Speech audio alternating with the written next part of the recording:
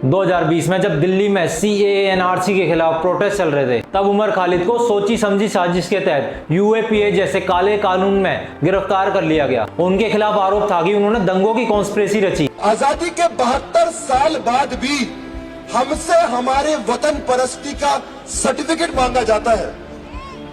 आज भी ये बोला जाता है कि तुम्हें पाकिस्तान तो मिल गया, अब और क्या चाहिए?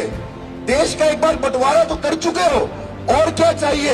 हम उनको बताना चाहते हैं, we are not Indians by chance, we are Indians by choice.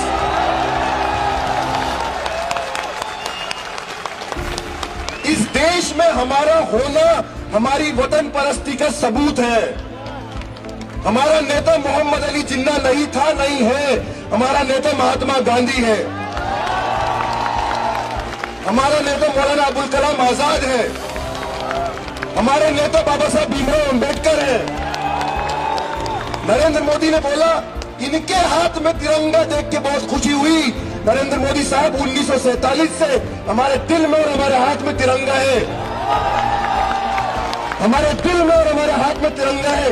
आपको RSS के मुख्यालय पे 50 साल लगे थे तिरंगे लटकाने के लिए। आपसे वतन परस्ती का सर्टिफिकेट हमको नहीं चाहिए।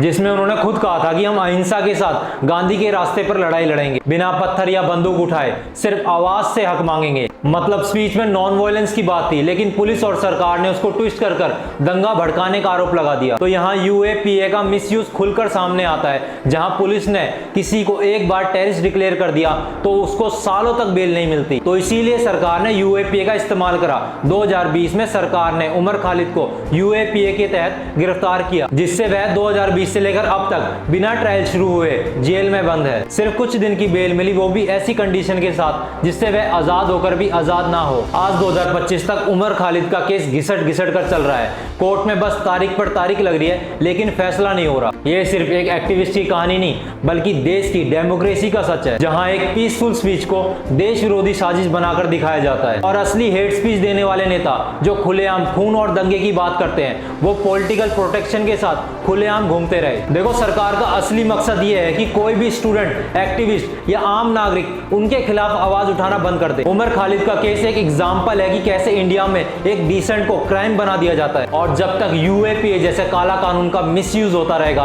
तब तक आजादी सिर्फ नाम की रहेगी। और असल में अन्याय के खिलाफ आवाज उठाने वालों के लिए जेल का दरवाजा हमेशा खुला रहेगा। तो मेरा ना सरकार पर भरोसा, ना इंडियन जुडिशरी पर, जहां सब कुछ क्लियर होने के बाद भी आंख पर पट्टी बंधी है।